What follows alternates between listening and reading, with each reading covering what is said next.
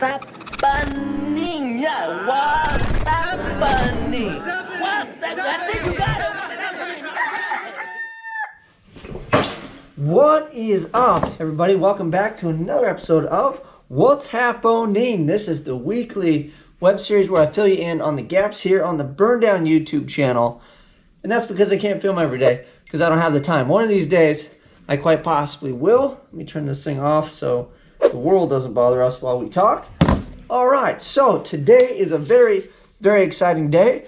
We have a new channel sponsor, so we're going to jump right into it. Let me grab this box over here. Got my handy dandy knife. As a matter of fact, I've got two packages.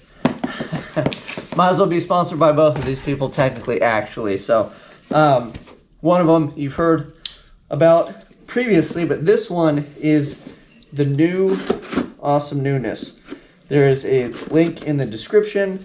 It will stay permanent. The other thing, too, if you guys are interested in any of the stuff you see, the safety stuff, stickers, parts from different companies, War Performance, the new guys that we got here that I'm going to show you in just a minute, please reach out to them. There are links in the description of every single video. If you forget what it was, you can just go there and check it out. Yeah, so let me jump right into this. But yeah, I appreciate it. Let them know that I sent you. I can't walk and chew gum over here. I actually just don't want to cut myself because I have been known to flail. So we put the sharp objects down so Dane doesn't stab himself. All right. Here we go. Drum roll. Dun, dun, dun. Oh. All right, well. No stickers. No fancy anything. Just straight up product. I like it. I even asked him, I said, do you have a sticker? Do you have something? He said, no, just to educate people, right? So, here we are. Bam. All right, if you're wondering what that is, all right, great. He did actually put a card in here. So, this is a loud valve. So, some of you may know what this is, some of you may not. I'm just going to open it up. Looking at it. There we go. Phone keeps going. Looking at it in a package versus, you know. All right. So this is pretty slick. Really. It's funny because it almost looks like it's clear coated. Probably is. But anyway, so what this is a boost activated valve. So when the boost comes on, this dude opens up and the party gets rolling. So loud valves here. Let me show you what. Here is the card. So if you need to get a hold of him, you can go over to loud valves and check it out. Definitely give these guys a shout out if you want something like this. So for those of you that don't know what this is, why would you want an activated valve? Like, what does that thing do? Well, on the Maliboom, it is the loudest car in the history of cars. Okay, it's not that loud, but it's compared to everybody else's turbo car they have. And for some reason, I thought you put a turbo in the car, quiets it down, you're good. Like my buddy Jim's wagon, Reed's car is quiet because he has a muffler still, and then even Jeff's car. Jeff's car, it's loud, but it's nothing like my car. For whatever reason, it's just obscene. And since I wanted to do Rocky Mountain Race Week, I wanted to quiet the thing down. I reached out to Sloppy Mechanics. I was talking to Happel a bit, and I know that he had used one of these on a truck, and I'd seen it and I watched it work, and you know, he kind of, you know, raved about the thing and was like, this does what it's supposed to do. He even put it on the dyno to show like loss of power and all that fun stuff, you know, what you lose and gain with a closed versus open exhaust, and he was able to do that quickly because he had one of these on there and he just unhooked it and then hooked it up and ran dyno pulls back to back. Well, there is big gains to be made with a turbo letting the exhaust out, because you want to put it in, but you want to get it out of the turbo as fast as you can. It spools it. That's kind of how the whole procedure works. You back up the exhaust portion of a turbo, it makes it much more inefficient. So they're way more effective when they're wide open.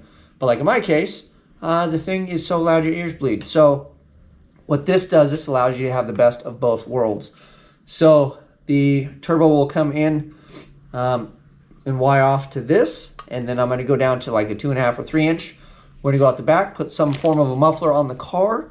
That way when John and myself go to Rocky Mountain Race Week, I can drive for 1,000 miles and tell him dumb jokes so we can talk and share stories, because I don't get to see the guy that often, and just kind of enjoy the trip more so than both have cotton balls and earphones stuffed, and I'm sitting next to a person I can't even talk to that's 3 feet away. And believe it or not, I don't have a very powerful voice. I like to talk a lot.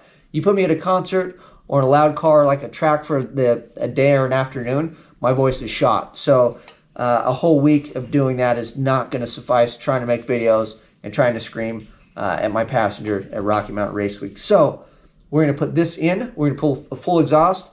I think I might even cheat and just take the damn thing to a muffler shop instead of laying in my driveway and struggling. I'll just get the muffler I want to use, which is going to be something straight out of not the junkyard. We're going to go to a swap meet. I'll take you guys along too. It'll be fun. We'll go to Long Beach High Performance Swap Meet. That isn't this weekend. It's next weekend. So we got to sneak out because I think it's on the same day as Valentine's Day. So got to run that one past the wife. She's trying to kill me.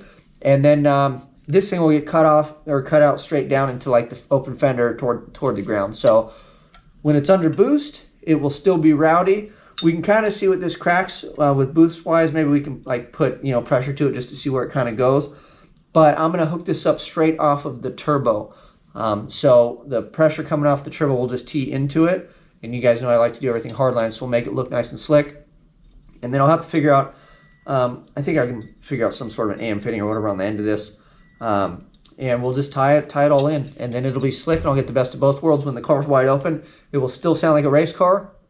When we're idling, warming it up, cruising it, we're not going to annoy the neighbors in the neighborhood so much, and I should be able to talk to my passengers. So big shout out. Thank you very much to Loud Valves. I know you can get cheaper versions of these things, but again, the guy makes these. He does a great job. He's there for support. You can reach out to him, talk to him, ask him about his product, and then I'm going to go ahead and showcase this as soon as I can, as soon as we put it on the car, put the engine back in. So speaking of that, let me get to my other quick one. So this is from, I'm going to start calling you Joey G, because I know that I butchered your last name, and I know you've told me how to enunciate it multiple times, and I'm just terrible. So this is actually pretty cool he sent this. I have the other ones on my car still, and he's like, oh, hey, I found an extra one. So if you guys remember, Joey made emblems for my car, and they're on there. I took them off for paint, but I have them over there. They're going to go back on the car. And he found an extra one laying around, so he sent it to me. So I think we'll probably, yeah, this one's real nice and shiny. So this is pretty rad. So I think I'm just going to double stick it to the, probably the glove box or something, maybe inside the car. And somewhere it's not going to flap and hit me, because this thing's got some weight to it. So thank you, Joey.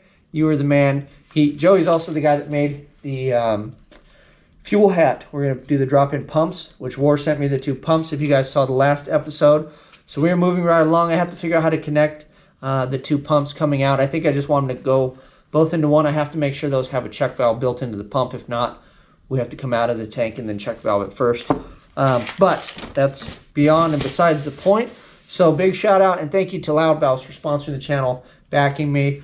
He doesn't have stickers, but he did send me this card. So I'm going to just go ahead and I'll make my own sticker when we run the car. That way it'll say it on the car, and we can take it through Rocky Mountain Race Week and people can know what it's all about. Maybe we can stick it under the hood or something if people look. I don't know. We'll figure it out. But very awesome. I am very thankful that I have people on board again for such a small channel. You guys are awesome. The whole community is awesome. Maybe one day I'll figure this YouTube thing out, but I think hopefully going on Rocky Mountain Race Week and doing some events and getting out there is really what it's about. There's a lot of guys that build cars, have YouTube channels where they work on things at home and all that. And I think what's going to set my channel apart a little bit is just getting out in public and using it. You guys can watch me put it together here. You can come out to the track and watch me blow it up and tow it home. And we'll continue to do it and hopefully make some friends and fans along the way. So that is it as far as the Maliboom is concerned. The engine is pretty well long blocked. I'm going to try to finish up the rest of it this weekend. A buddy of mine took my oil pickup tube. I think I explained that last video, so I don't even have it. But I can put the girdle on. I can kind of put the pan and kind of get the hardware. So I think I'll line the rest of the engine out. It won't be ready to drop in, though, because I got to put the oil pan on before it goes in the car. And then we're going to get on to other things. I'll have to decide what that is. I don't know offhand. I'm going to start making a list of stuff to do, so we can start checking it off. And I did take a brush to my trim. Actually, it's right here. It's kind of hilarious. So I painted a little trim piece around the window black with this brush. So close up, it has texture and something, but far away, it's not silver anymore because it would bother me. So I did that today after I finished up. So that's about where we are. I'm going to try to film more this weekend. The weather should be good. And we're going to try to make progress and get this thing back up and rolling as quickly as I can. But with the engine stuff, I don't want to rush it because you guys already saw me screw putting the rods up backwards or the rods in the motor backwards. And I don't want to make any more mistakes. As much as I want to get this thing going, I want to be racing yesterday, I'd rather take a little more time and then be able to enjoy the car than get it done tomorrow and then be right back in the same position with the damn thing broke in my driveway on jack stands once again. So when we get this thing out, we're going to take it easy, feel it out, hopefully work the bugs out, and then really start hammering on it this season. And then I figure if we can make it through Rocky Mountain Race Week, we can put it on the dyno and swing for the fences and all that fun stuff if the thing lives through Rocky Mountain Race Week. But that is my main goal, so I'm really not trying to beat things apart. I'm going to be a bit cautious, actually kind of break the motor in instead of flogging it like right out of the gate, especially because I know the guy that put it together, so it may or may not have problems. But I feel pretty good about it. I hope you guys are enjoying. I'll film some more this weekend. I got to get going. I'm out.